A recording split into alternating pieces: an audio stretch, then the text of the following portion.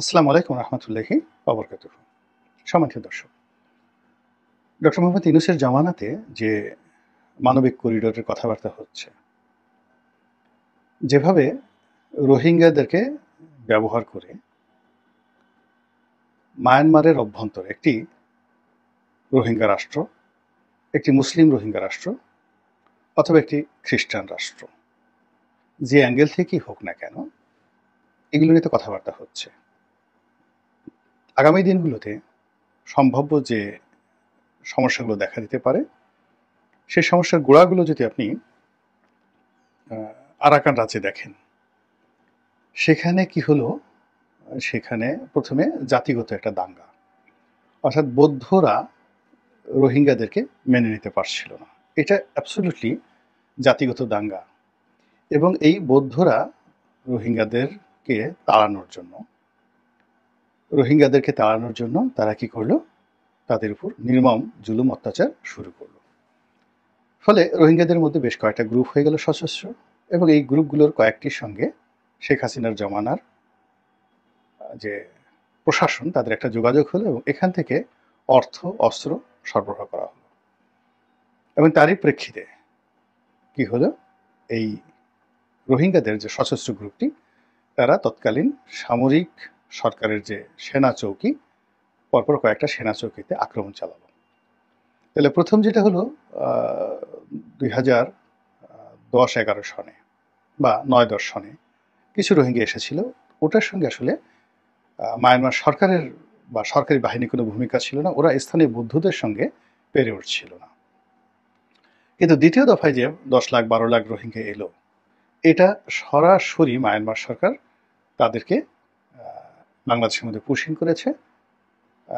এই কারণ হলো যে এই সশস্ত্র গ্রুপটি আরাকান, তখন আরাকান আর্মি তৈরি হয়নি, সশস্ত্র গ্রুপটি এই বাংলাদেশে এসেছে। রোহিঙ্গারা যখন বাংলাদেশে ঢুকে গেল, তখন এদের যে সশস্ত্র গ্রুপগুলো তারাও বাংলাদেশে ঢুকে গেল।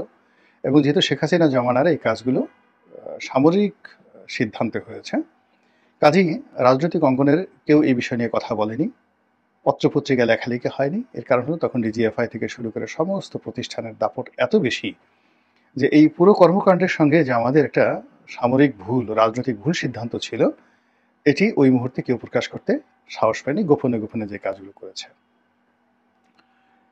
তো এই যে এখন চলে আসছে, অবস্থা দৃষ্টি মনে হতে পারে যে মায়ানমারের সামরিক সরকার এত খারাপ, তারা এই 12 লক্ষ লোকের পাঠিয়ে দিল, কিংবা বৌদ্ধরা এত খারাপ। কিন্তু এর ঘটনার পেছনে যে কলকাঠিতে ভুল সিদ্ধান্ত ছিল, সেই বিষয়গুলো এখন খোলামেলা আলোচনা করার সময় এসে গেছে।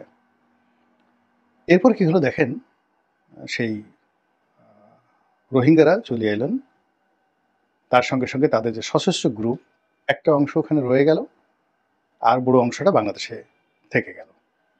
এবং এখানে থেকে তারা মাঝে মধ্যে ওখানে আক্রমণ চালায়।